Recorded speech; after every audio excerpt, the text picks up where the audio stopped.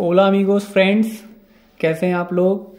उम्मीद है अच्छे होंगे। ठीक है, आप लोग का पेपर बढ़िया जा रहा होगा। जैसा कि मैंने कहा था कि मैं साइंस का एक मॉडल पेपर लेके आऊँगा और इसके पहले मैंने 60+ क्वेश्चन दिए हुए हैं आपको ऑप्शन के। ठीक है, जो विकल्प के सवाल आने वाले हैं उनके 60 से ज़्यादा सवाल आपको दिए गए हैं फिजिक्स, केमिस्ट्री और बायो मिला करके। उनको जरूर देख लीजिएगा, उसका लिंक मैंने डिस्क्रिप्शन में डाल दिया है।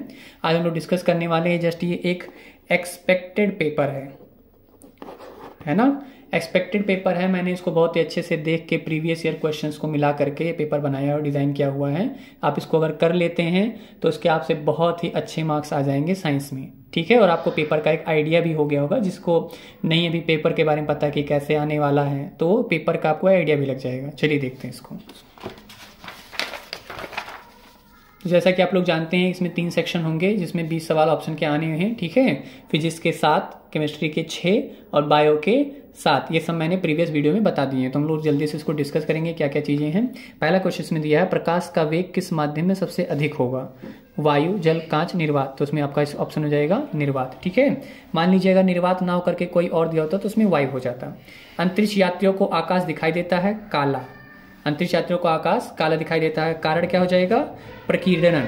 ठीक है, प्रकाश का प्रकीर्णन नहीं हो पाता है वहां पे, इस वजह से काला दिखाई देता है। इसको भी आप याद रखेंगे, प्रकीर्णन एक घटना है प्रकाश की। समतल दर्पण की फोकस दूरी होती है, तो समतल दर्पण की फोकस दूरी कितनी होती है? अनंत होती है। ठीक है, समतल दर्पण की फोकस दूरी अनंत होती है। क्यों?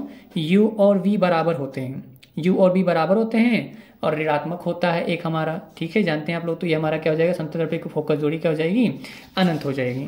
आगे देखिए, प्रिज्म से किस रंग का विचलन अधिकतम होता है? प्रिज्म से किस रंग का विचलन अधिकतम होता है? याद रखेंगे, अधिकतम और न्यूनतम पूछा जा सकता है। तो अधिकतम में बैगनी रंग का विचलन अधिकतम होता है। ठीक है, प्रिज्म से विचलन होता है। अच्छा, जो प्रिज्म से विचलन होता है उस घटना का क्या नाम था? वर्ण विक्षेपण।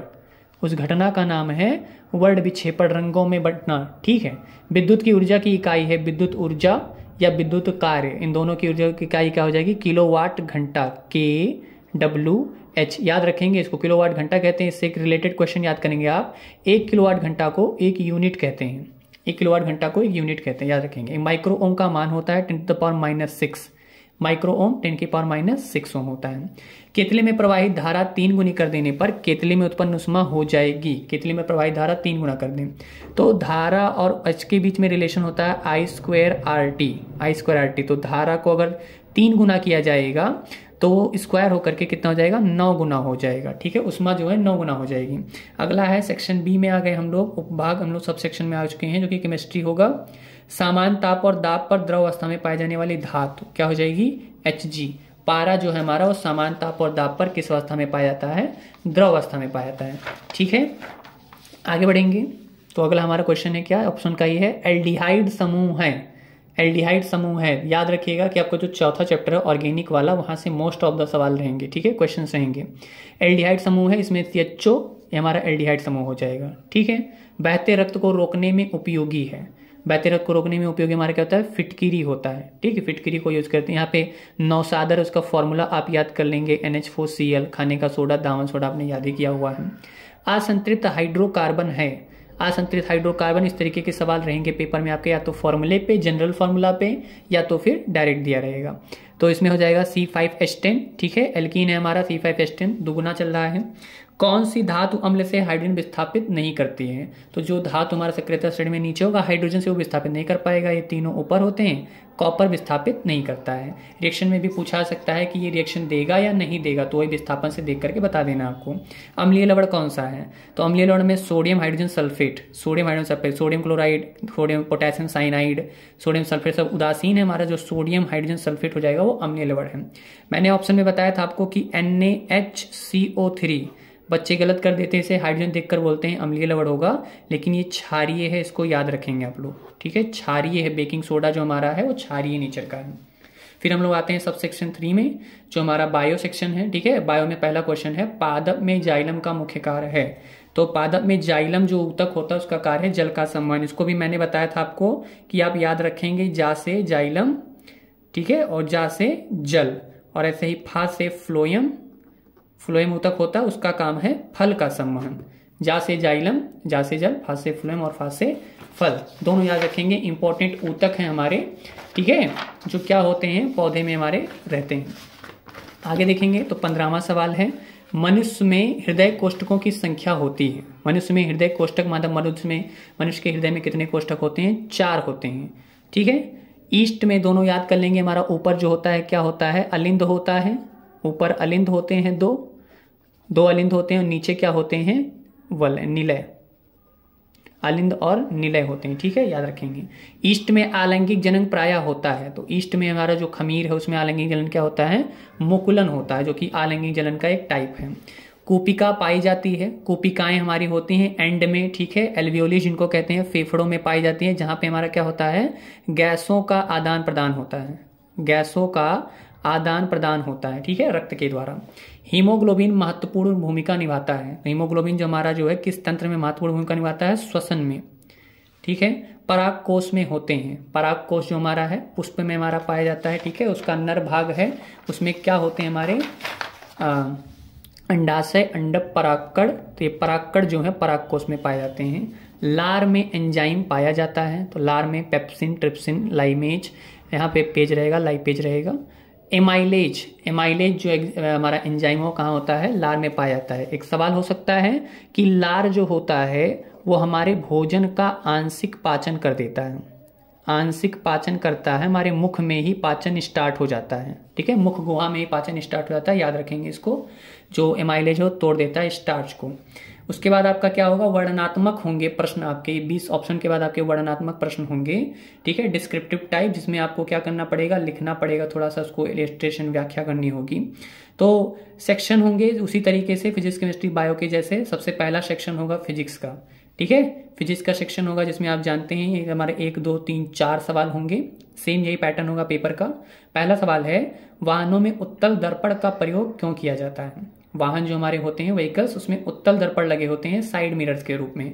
उत्तल दर्पण बनने वाले प्रतिबिंब की स्थितियां लिखें। तो आप जानते हैं आपके उत्तल दर्पण में 2 स्थितियां हैं प्रतिबिंब की। 2 स्थितियां हैं केवल, दोनों में प्रतिबिंब आभासी बनता है, छोटा बनता है। पहली स्थिति में बिंदु प्रतिबिंब और दूसरे वाले में आभासी बनता है। तो 2 ही स्थितियां, इस वजह से ऐसा सवाल दे सकता है। ठीक है, बाकी उत्तल दर्पण में 6 स्थितियां हैं तो उसे देने के जल्दी बनेगा नहीं। तो ये 2 नंबर इसका सवाल हो जाएगा कि वाहन में उत्तल दर्पण क्यों प्रयोग करते हैं? ताकि उसका दृश्य क्षेत्र बढ़ जाए और ज्यादा से ज्यादा हमारे पीछे जो हमारे व्हीकल्स हैं, वाहन हैं, उनका चित्र उसमें बन सके, प्रतिबिंब बन सके। निम्न परिपथ में प्रवाहित धारा का मान कुल प्रतिरोध ज्ञात कीजिए। इसमें डायग्राम था, वो डायग्राम छूट गया है, मैं अभी उसको दिखा दूंगा लास्ट में। ठीक है, डायग्राम जो था उसको अपलोड करना है। उस डायग्राम होगा, उस डायग्राम को आप देखेंगे, परिपथ दिया रहेगा, उस परिपथ में बताना रहेगा कुल प्रतिरोध कितना है, कुल धारा कितना है। निकट दृष्टि दोष से आप क्या समझते हैं? तो निकट दृष्टि दोष यहाँ पे आप जानते हैं, दोष से कोई एक सवाल जरूर आएगा इस बार। निकट दृष्टि दोष से आप क्या समझते हैं? इस दोष से पीड़ित व्यक्ति 30 सेंटीमीटर से दूर नहीं दे सकता। यदि उसे अनंत पर देखना हो तो कितने फोकस दूरी के लेंस का प्रयोग करना चाहिए? तो आप याद किए होंगे इसको। 2 तरह के दोष होते हैं, निकट दृष्टि दोष, दूरदृष्टि दोष। दोनों के लिए हमारे पास लेंसों का प्रयोग किया जाता है निवारण करने के लिए। याद करेंगे इसको, बच्चे भूल जाते हैं कि निकट और दूर में कौन कौन से लेंस होंगे। तो याद कर लीजिए, दूर में ऊ आ रहा है ना, तो ऊ से इसमें इसके निवारण के लिए उत्तल लेंस यूज करेंगे। दूर में ऊ आ रहा है, उसके निवारण के लिए उत्तल लेंस यूज करेंगे। और बाकी जब निकट दृष्टि दोष होगा तो उसके लिए हम अवतल लेंस का प्रयोग करेंगे। भूलेंगे नहीं इसको, इस तरीके से आप याद रख सकते हैं। बाकी सवालों को मैंने लगाना बताया था आपको कि निकट दृष्टि दोष या दूर दृष्टि दोष कोई भी दोष हो, उसके सवालों में आप क्या खोजना होता है? केवल V और U। ठीक है, दोनों ही ऋणात्मक होते हैं, दोनों ही मानों को ऋणात्मक रखेंगे। जहां दिखाई देता है वो V है, और जहां देखना चाहता है, क्वेश्चन जहां बोलेगा कि उसे देखना है, व्यक्ति देखना चाहता है, ठीक है, वो हमारा U होगा। इसी बात को ध्यान रखेंगे तो आपका इसका न्यूमेरिकल भी लग जाएगा। फिर हमारे पास एक घर में 220 वोल्ट 40 वाट के 5 बल्ब लगे हैं। बल्ब 30 दिन तक 5 घंटे तक प्रतिदिन की दर से जलते हैं। यदि वैद्युत ऊर्जा का मूल्य 4 रुपए प्रति यूनिट हो तो ज्ञात कीजिए। अब देखिए, ये एक लॉन्ग आंसर है।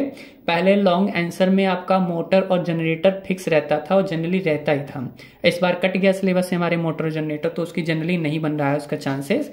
या तो आपके निकट दृष्टि दोष, दूर दृष्टि दोष के सवाल होंगे, या तो फिर ये इस तरीके से न्यूमेरिकल हो सकते हैं। ठीक है, तो इसको कर लेंगे आप लोग। फॉर्मूला आप लोग जानते हैं, वैद्युत ऊर्जा का जो W का फॉर्मूला होता है, W इक्वल टू हमारे पास कुछ फॉर्मूले जैसे इसमें याद करना है, तुल्य प्रतिरोध, टोटल प्रतिरोध कितना होगा, 30 बल्ब है हमारे पास, सॉरी 5 बल्ब लगे हैं, ठीक है, उनकी शक्ति दिया हुआ है और विभव दिया हुआ, तो उससे प्रतिरोध निकाल सकते हैं। और वैद्युत यूनिटों की संख्या बतानी है, मतलब यहाँ पे हमें W बताना है, और वैद्युत ऊर्जा का मूल्य बताना है। तो जब हमें W पता चल जाएगा, यूनिट कितने खर्च हुए, एक एक नियम से यूनिटरी मेथड से हम लगा सकते हैं। W बराबर हमारे पास फॉर्मूला जो होगा वो हो जाएगा VIT, ठीक है, VIT यहाँ पे V दिया हुआ है, I निकाल सकते हैं हम, और यहाँ पे RT समय भी दिया हुआ है, 30 दिन तक 5 घंटे जो है चलते हैं, तो इसको टोटल समय निकाल लेंगे। 30 घंटे के मतलब टोटल हो जाएंगे 3 × 5 = 15, 150 घंटे हो जाएंगे। 150 घंटे को सेकंड में कन्वर्ट कर लेंगे तो यूनिट में आ जाएगा, ठीक है। इसी में अथवा सवाल हो जाएगा, वैद्युत चुंबकीय प्रेरण से आप क्या समझते हैं, फैराडे के प्रेरण संबंधी नियम लिखिए।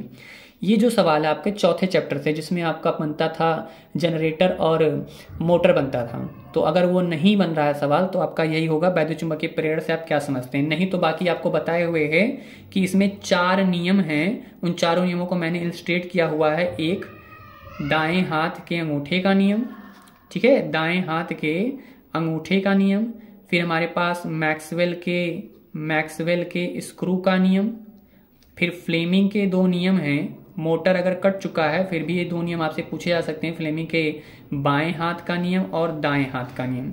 इन चारों नियम को आप अच्छे से एकदम से पढ़ लेंगे, ठीक है, ये सवाल हो सकता है। ये रहा आपका फिजिक्स का सेक्शन। इसके बाद आप आगे बढ़ेंगे तो आपको मिलेगा सेक्शन बी, दूसरा भाग मिलेगा जो कि होगा केमिस्ट्री का, ठीक है। उष्मा के आधार पर अपक्रियाओं को परिभाषित कीजिए। ध्यान देंगे कि पिछले साल जो है बैलेंसिंग दिया गया था फर्स्ट इक्वेशन से, संतुलित करने को दिया गया था, तो इस बार चांसेस क्या हैं कि अपक्रिया की परिभाषा दी जा सकती है। तो जितनी भी अपक्रिया की परिभाषा उन्हें आप याद कर लीजिए। मैंने ये क्वेश्चन रखा है, हो सकता है उष्मा के आधार पर उष्मा क्षेपी और उष्मा शोषी पूछ ले अपक्रिया।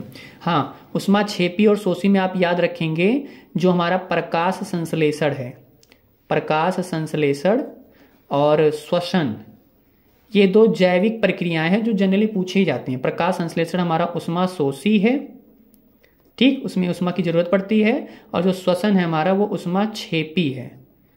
श्वसन जब होता है प्रक्रिया हमारे कोशिकाओं में तो वहां पे उष्मा निकलती है, आप जानते हैं ग्लूकोज जलता है माइटोकॉन्ड्रिया में, उसमें उष्मा निकलती है, और प्रकाश संश्लेषण उष्मा लेता है तब वो प्रक्रिया होती है। प्रकाश संश्लेषण भोजन बनता है, ग्लूकोज बनता है, तो शोषी है, याद रखेंगे इसको, एग्जाम्पल को भी दे सकते हैं आप।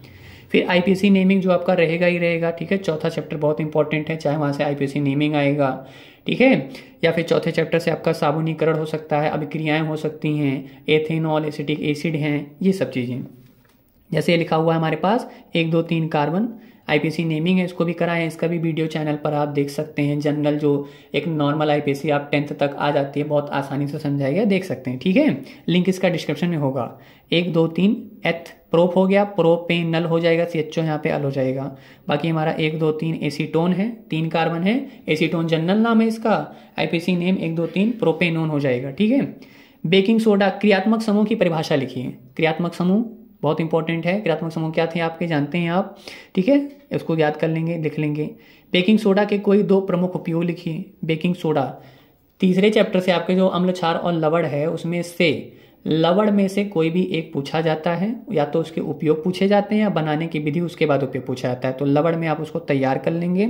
जनरली बेकिंग सोडा या विरंजक चूर्ण, ठीक है, पिछले साल शायद विरंजक चूर्ण पूछा गया था, तो इस बार बेकिंग सोडा के चांसेस हैं, आ सकते हैं, उसको एकदम अच्छे से याद कर लें, लवण पूछा ही जाता है। तो बेकिंग सोडा के 2 प्रमुख उपयोग लिखिए, जो भी उसके यूज आप बता रहे हैं उसका। बेकिंग सोडा जो आपका है एंटी एसिड, एंटासिड, प्रति अम्ल के रूप में, और सोडा अग्निशामक यंत्र में इसका यूज किया जाता है। और हमारा ये जो बेकिंग सोडा है इसका धावन सोडा भी, इसी से धावन सोडा भी बनाया जाता है, तो ये इसका उपयोग है। धातुओं के ऑक्सीजन बी तनु अम्लों के साथ अभिक्रिया कराइए, तो धातुओं की अभिक्रिया ऑक्सीजन से करानी है, तो धातु ऑक्सीजन के साथ अभिक्रिया करके धातु ऑक्साइड बनाते हैं, जो कि क्षारीय नेचर के होते हैं। रिएक्शन है, आप पढ़े हुए हैं, बहुत आसान रिएक्शन। धातु अम्लों की क्रिया, तो धातु अम्लों के साथ क्रिया करके लवण बनाएंगे, हाइड्रोजन गैस निकलती है। हाइड्रोजन गैस का परीक्षण था, पढ़े होंगे, ठीक है, हाइड्रोजन गैस जो मोमबत्ती ले आते हैं, जलाने पर चिटचिटाहट की आवाज आती है, पॉपअप साउंड आता है। निम्नलिखित यौगिकों के संरचना सूत्र लिखिए।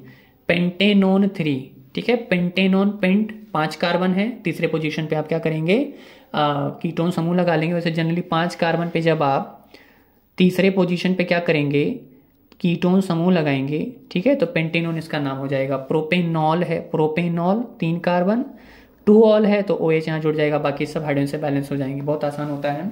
हाँ, ये सवाल एक सवाल है टिप्पणी लिखने वाला, जो आपके पेपर में रहेगा ही रहेगा, ठीक है। टिप्पणी लिखने के लिए कोई 3 टॉपिक्स होंगे 2-2 नंबर के, या फिर हो सकता है कि एक 4 नंबर का सवाल हो और एक 2 नंबर का सवाल हो, इस तरीके से, लेकिन टिप्पणी लिखने के लिए जरूर रहेगा।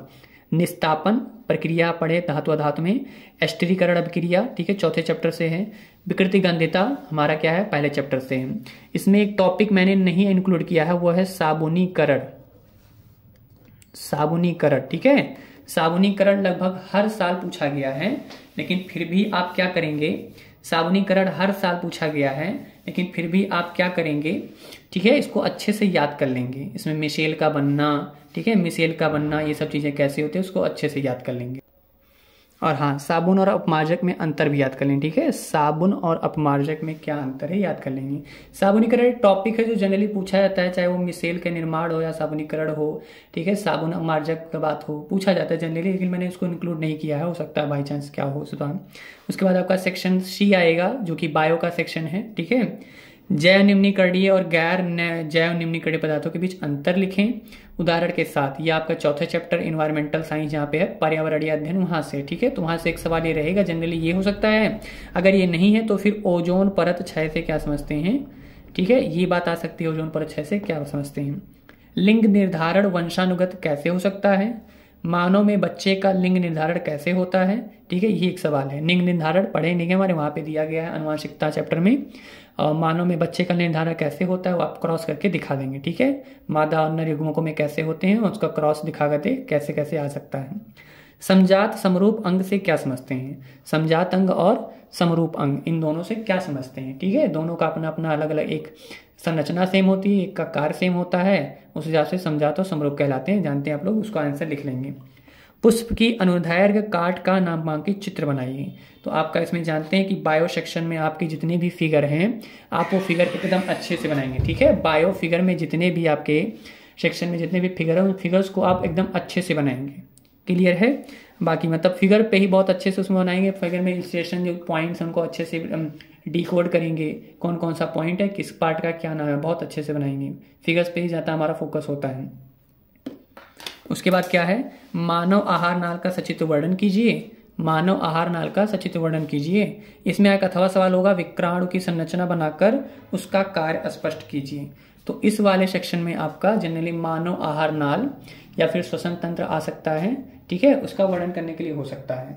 बस यही पेपर रहा, आप इसको अगर कर लेते हैं तो कुछ ना कुछ, ठीक है, कुछ ना कुछ क्या mostly most of the question ये आ सकते हैं आपके पास, ठीक है। एक सवाल जो बचा था, मैंने बोला था कि परिपथ में जो रहेगा उसमें जैसे देखिए इस तरीके से परिपथ का सवाल हो सकता है, ठीक। आप जानते हैं इसका तुल्य निकालेंगे, ये 2 श्रेणी क्रम में हैं, इनको 2 लेंगे, 2 और 2 4 हो जाएगा। फिर ये 2 समांतर बनेंगे, उनका तुल्य निकालेंगे, फिर 2 और 2 ये समांतर बनेंगे, ठीक है, श्रेणी में आ जाएंगे, उनका तुल्य, फिर धारा बता सकते हैं, आप कुछ भी पूछा उसको बता सकते हैं। बस यही रहा, ये एक्सपेक्टेड है, ठीक है, ऐसी कोई बात नहीं कि इसी में से सवाल आएंगे। बस ये है कि ज़्यादा चांसेस हैं, क्योंकि प्रीवियस ईयर क्वेश्चन से मैंने मिला करके कोई सवाल आए थे कि इनकी संभावना ज़्यादा आने की, वो इसमें डाले गए हैं, ठीक है। इस तरीके से एक पेपर का एक पैटर्न होगा, आप इसको देखे रहेंगे तो आप पेपर को थोड़ा सा आपको अलग नहीं लगेगा। बाकी अच्छे से पढ़ते रहिए, तैयारी करते रहिए, आपकी परीक्षाएं अच्छी होंगी। Thank you.